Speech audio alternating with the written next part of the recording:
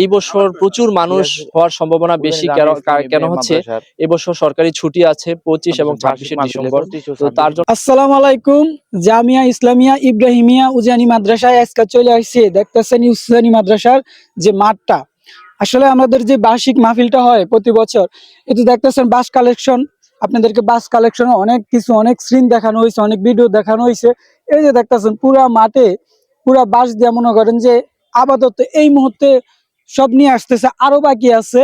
তো আমার পাশে আপনারা দেখতেছেন এই যে এখনো ঠেলা গাড়িতে বাসগুলো রাখা আছে। এই যে দেখেন, আমি আপনাদেরকে দেখাই, এই যে দেখছেন ঠেলা গাড়িতে এখনো বাসগুলো রাখা হয়েছে।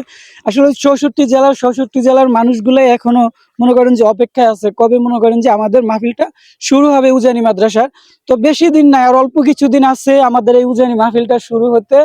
আমাদের শুরু হবে মনে করেন যে মাহফিলটা 25-26 তারিখ থেকে ডিসেম্বরের মাহফিলটা আমাদের শুরু হয়ে যাবে। ইতিমধ্যে যত কাজগুলো দেখতেছেন সবগুলাই কাজ সম্পূর্ণ হয়ে যাবে।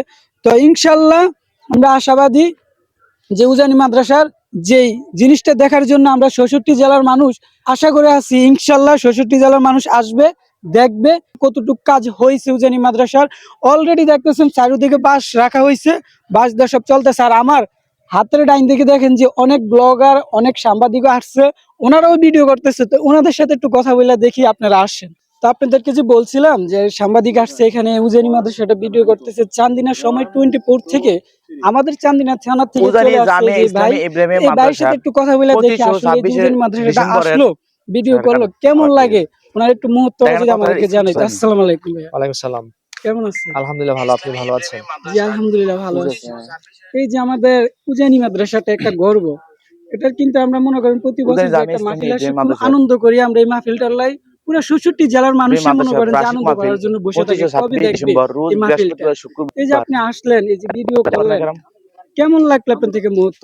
আলহামদুলিল্লাহ অনেক ভালো লেগেছে, কারণ এখানে আমরা এসেছি আজকে নামাজের আগে, দেখলাম যে অনেক মোটরসাইকেল থেকে অনেক ইয়াং তরুণ যুবকরা এই বিভিন্ন গ্রাম থেকে এসেছে এবং পার্শ্ববর্তী অনেক উপজেলা থেকে, চান্দিনা, কচুয়া, বরুড়া থেকে কিন্তু অনেকে এসেছে। আমরা তাদের সাথে কথা বলে যেটা জেনেছি, তবে এই বছর প্রচুর মানুষ হওয়ার সম্ভাবনা বেশি। কেন হচ্ছে এবছর সরকারি ছুটি আছে 25 এবং 26শে ডিসেম্বর। তো তার জন্য আমার মনে হচ্ছে যে ময়দানে এত মানুষ হবে, বিগত যতগুলা মাহফিল আছে সেগুলা রেকর্ড ভেঙে যাবে মানুষে ভরপুর দিয়ে। আমরা সবসময় দেখি যে দিক দিয়ে তো এখন একটু বাউন্ডারি দিয়ে ফেলছে।